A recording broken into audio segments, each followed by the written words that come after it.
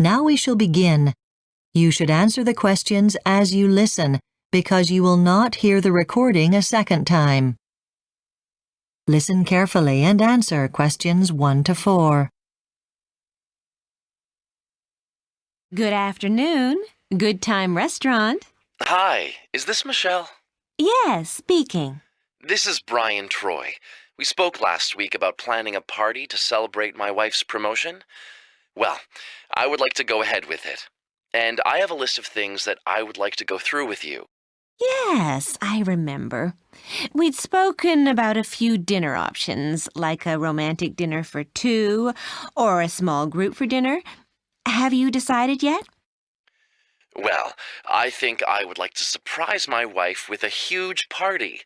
In fact, I've already started to contact a few of our friends and family, as well as some of the people my wife works with. All right, so let's get the party details confirmed. So, how many guests would you like? Are you thinking of over 100? No, I was thinking of more like 50. But then I realized that we have friends that are living out of town. So let's say 80, in case everyone wants to come. Okay. And do you still want October 6th? Actually, no. I need to change that. My daughter can't make it then because she has a piano recital. Would the 26th of September work for you? No problem. That date's still open. Now, do you realize that's not a Saturday? Are you okay with that? Yes, I am. When I look at my schedule, Friday is a better choice for all of us. Great. Now we need to decide on the times. How does 6 o'clock to 10 o'clock sound? That's fine. So now let's talk about the room. I have several options that might work. There's the Queen Room, the Royal Room, the Palace Room, and The King Room, right? I've been there before. Actually, we recently renovated that room, and I think that it would be great for your party. You'll be very happy with it. Shall I book it for you? Sure, that would be fine. Have you planned on having music while you're eating? I hadn't thought about it, but it would be nice. Well, you have some choices. We can arrange for a group to play jazz, or one to play the latest pop. I suspect my kids would prefer to have the pop music, but my wife is a jazz fan, so let's book that. Okay, then. I'll book that today.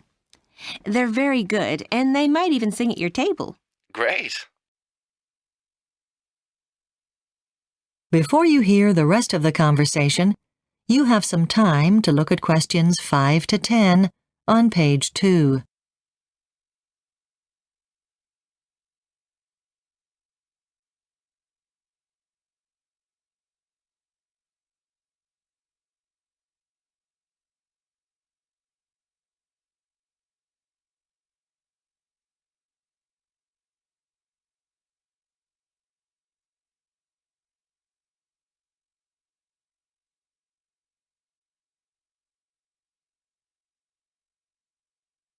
Now listen and answer questions 5 to 10.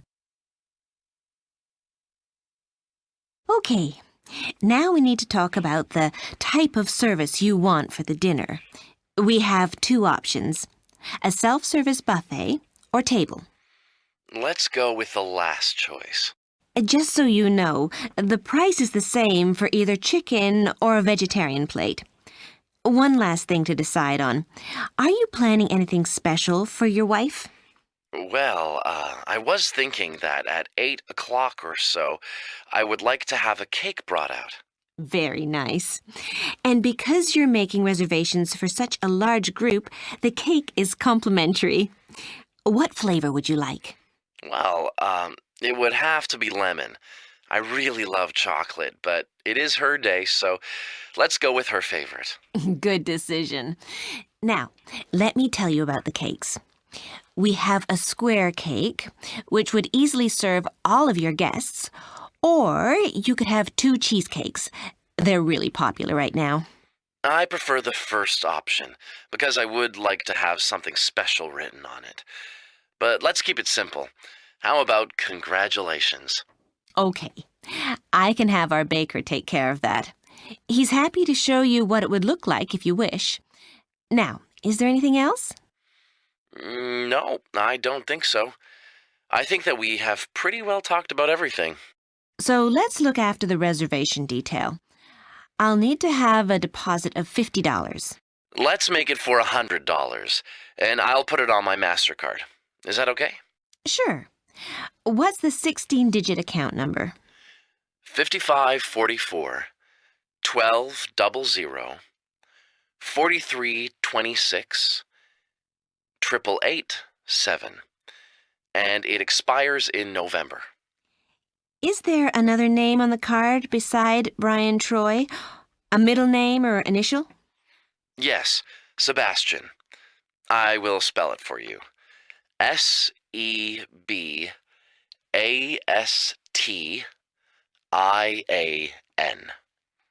Is there anything else?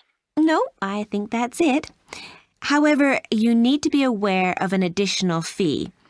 For large groups, there is an extra charge which covers service. But I think that that's all for now. We look forward to having your celebration dinner here. That is the end of Section 1. You now have half a minute to check your answers.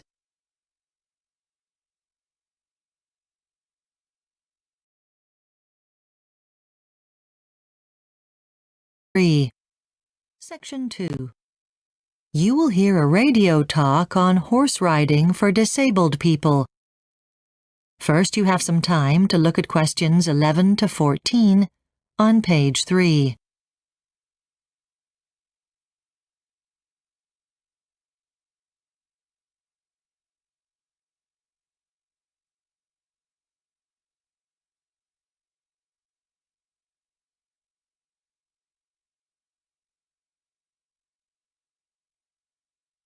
Now listen carefully and answer questions 11 to 14. This week, our slot is A Life in the Day of Joan Gilbert, local organiser for Riding for the Disabled. Joan, would you like to tell us about this? Well, I always have the very best intentions of starting the day at 5:30 to give the horses a really good muck out. But reality intervenes and I finally wake at about 6:30. That probably still sounds very early to you, but for a farm worker, which is what my son is at the moment, that's cutting things pretty fine.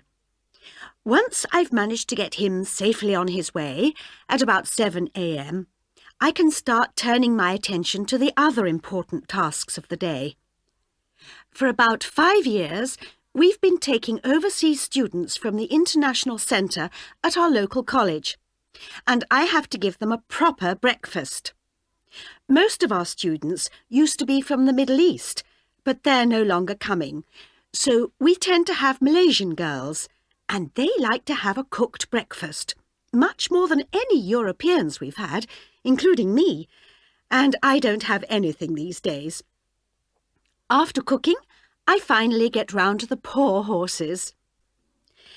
It's only after this that I can start thinking about what I regard as my most important task: work for Riding for the Disabled. I've been involved with this organisation, on and off, for over 20 years, but I've only recently taken on the job of chairperson. Most of the work seems more secretarial, but that's how charities get organised. In our immediate district, we have had as many as 30 riders, but currently we've only got 22. The number of helpers who have volunteered is actually 40, but we can rely on 25 to come regularly to help in the different groups. We now have 4 separate groups which cater for disabled children and adults from 6 to 40 years old.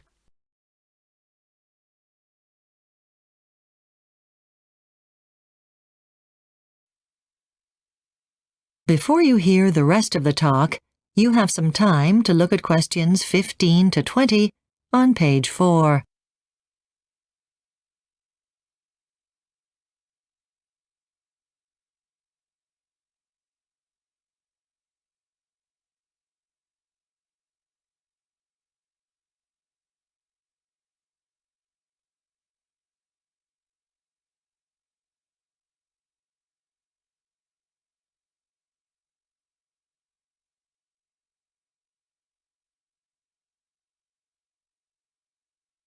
Now listen and answer questions 15 to 20. As I say, I feel that although I no longer have any proper full-time paid employment, I do have a full and busy life. I'm a housewife, which I don't mind because I don't really object to doing things like washing and cooking. Then there's my own horses, which I adore. Even the revolting stuff like cleaning out the stables. The official RDA stuff is a mixed bag, really. I don't have major problems with all the letter writing and correspondence which it entails, but like lots of shy people, I find the fundraising horrendous. Other regular RDA duties, such as ringing round the riders to fix times, etc., is one of the pleasantest aspects of the work. After all, that's why I'm involved with charity work, the contact with people. My working day ends with the least enjoyable job of all, sorting the accounts. I got involved with RDA because I've always loved horses, and I can see disabled people gaining so much. I know all the medical evidence that shows that it does wonders for muscle building and so on, which is important. But from talking to the riders, they say it is the confidence they gain, and also the opportunity to be part of a new and exciting environment, which gives them the greatest benefit. In terms of the RDA organisation itself, I feel it works very well, but we're always striving to make it better. I wish, for example, our helpers and the organisers in the various centres could really rationalise the fundraising efforts, which sometimes are very inefficient. And it also saddens me how unaware some of the stables can be about the difficulties faced by people who are disabled. Anyway, I feel very privileged to work with our riders and to see such tangible benefits. It sends me to sleep with the feeling that though the day has been hard, it has been worthwhile. That is the end of Section 2. You now have half a minute to check your answers.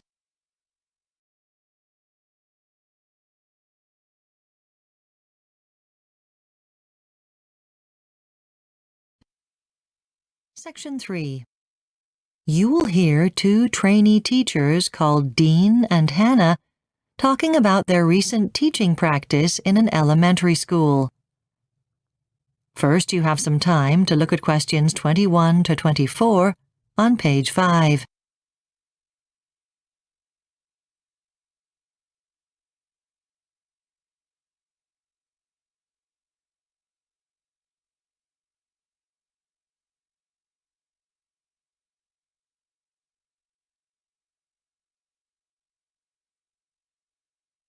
Now listen carefully and answer questions 21 to 24.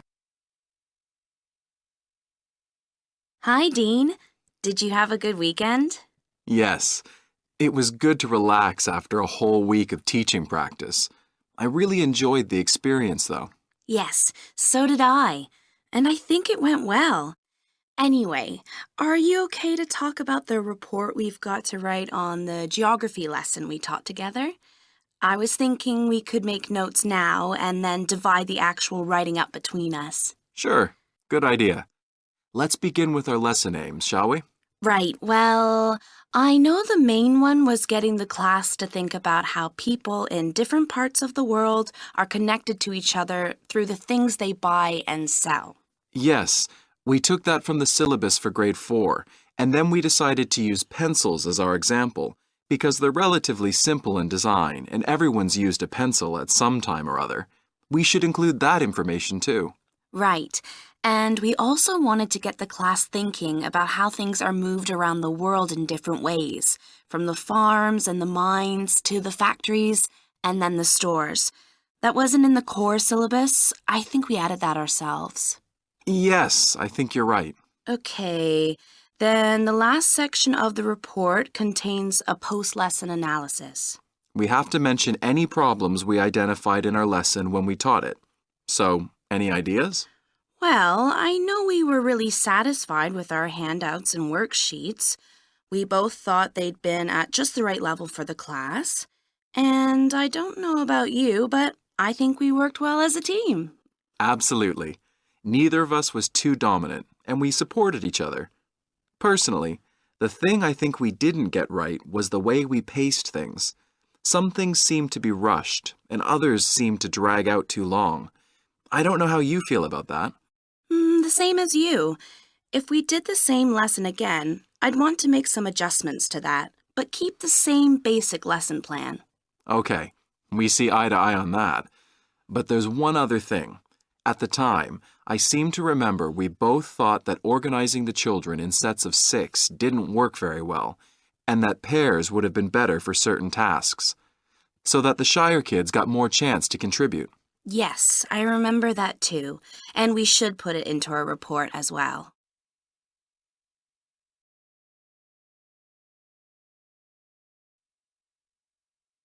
Before you hear the rest of the discussion, you have some time to look at questions 25 to 30 on page 6.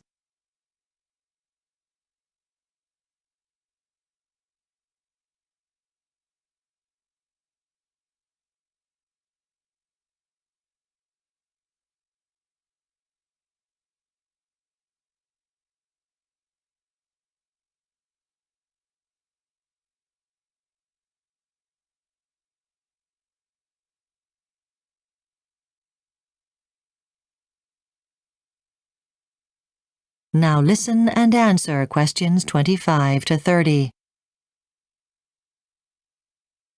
Now, should we go over our lesson plan together before we write the report? It seems ages ago now. Fine. Well, the whole lesson was based on the production and distribution of pencils. First, we gave out the pencils and got the students to decide what they're made of. Then, when they'd come up with all 5 of the component materials, we talked about which countries produce most of these materials. Oh, yes. And we got volunteers to come to the front and mark the location of those on a map of the world. I remember they were really keen to volunteer. We had to stop them from calling the answers out loud. Right. Then we brainstormed all the different ways of getting goods from one place to another, and what the advantages and disadvantages of each one would be. I remember one girl talking about using horses. That's right. She seemed to be a bit stuck in the past. It was hard not to smile. Yes. After that, we put them in small groups, and each group represented each of the countries on the map. They had to use their atlases to decide an itinerary for sending their raw materials to the USA, specifying the different ports and places on the way there. That's right. And by the time they'd done that, it was break time. And after the break, they had to imagine they were pencil manufacturers in Chicago and fill in details on a worksheet about how they dispatch their pencils to different parts of the country. Oh, yes. Okay. And then we had a class discussion about whether people will still be using pencils in 2050 and whether the design of pencils is likely to change. And to round the lesson off, the kids had to spend 10 minutes planning a short presentation for another class about possible developments. And that was it. Good. So I'll write up that part. That is the end of section 3. You now have half a minute to check your answers.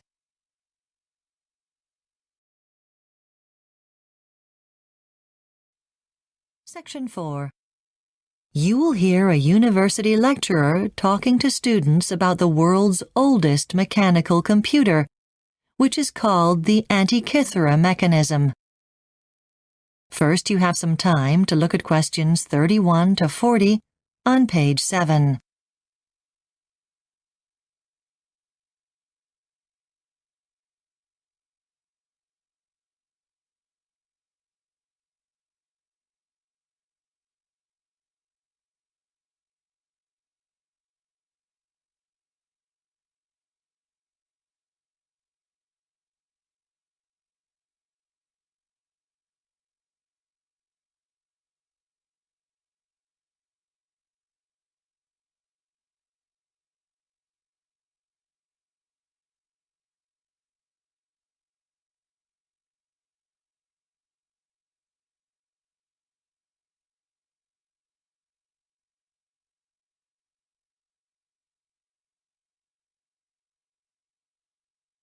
Now listen carefully and answer questions 31 to 40.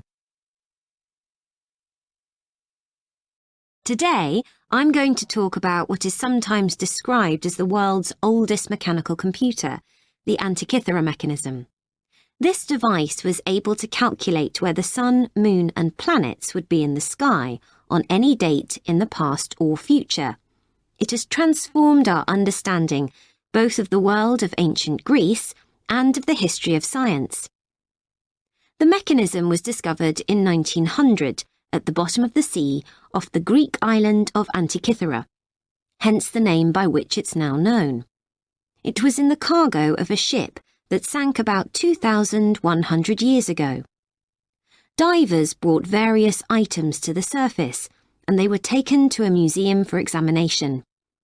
One item was assumed to be a lump of rock. However, a few months later, the object started splitting, and a museum curator realised that it was actually something man-made, covered with shells and other objects from the sea. Further investigation revealed that it was in fact some sort of mechanism, and they decided to call it the Antikythera mechanism. Although it was badly damaged, it had survived in 3 main parts and around 80 smaller fragments. The Antikythera mechanism has been studied a great deal since its discovery, and particularly in recent years, when highly sophisticated equipment has been available to analyse it. One machine, called a dome, can surround a sample and take photographs with the light coming from slightly different angles. This has made far more of the inscriptions on the mechanism legible, even though they're faded and worn. Another state-of-the-art machine, the Blade Runner, has been used to take X-rays which show parts of the mechanism that would otherwise be invisible. Despite weighing nearly 8 tons, it was transported from its place of manufacture to Greece, as the Antikythera mechanism is too fragile to be moved from there. The Blade Runner was originally designed to examine engines for cracks, and it can work at an accuracy of less than 1/10 of a millimetre. It seems the device was originally about 33 centimetres high, 17 centimetres wide, and 9 centimetres thick. It consisted of at least 30 metal gear wheels, that is, wheels which interlocked with each other. The surfaces of the gear wheels were inscribed with the names of the months, explanations of how the different parts of the device were to be operated, and other information. These gear wheels in turn operated small movable models of the sun, moon, and the 5 planets that were known to the ancient Greeks. The mechanism is thought to have been mounted in a frame for which wood was used.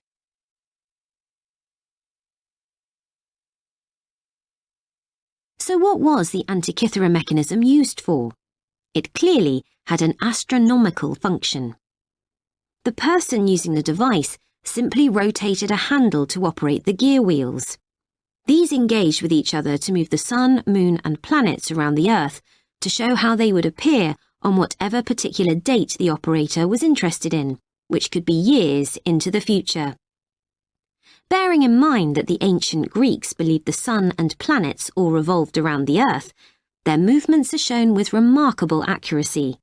Perhaps most astonishing of all, the mechanism also showed when an eclipse was going to take place. This was very important in the ancient world, and being able to predict this accurately would have given the user great power. The mechanism probably also helped in planning the timing of festivals, both agricultural and religious, by acting as a kind of calendar of events. Surprisingly, to the best of our knowledge, no device equalled the complexity of the Antikythera mechanism for at least 1,000 years afterwards. The ideas seem to have survived in some form, however, particularly in the Byzantine Empire of the Eastern Mediterranean. Around the 13th or 14th century, knowledge of the technology seems to have reached Western Europe, and a large number of clocks were made, providing astronomical information as well as showing the time of day. It's hard to believe that nothing reached the sophistication of the Antikythera mechanism for 1,000 years. Yet that might well be the case, and that has implications for our understanding of how scientific knowledge progresses. That is the end of Section 4. You now have half a minute to check your answers.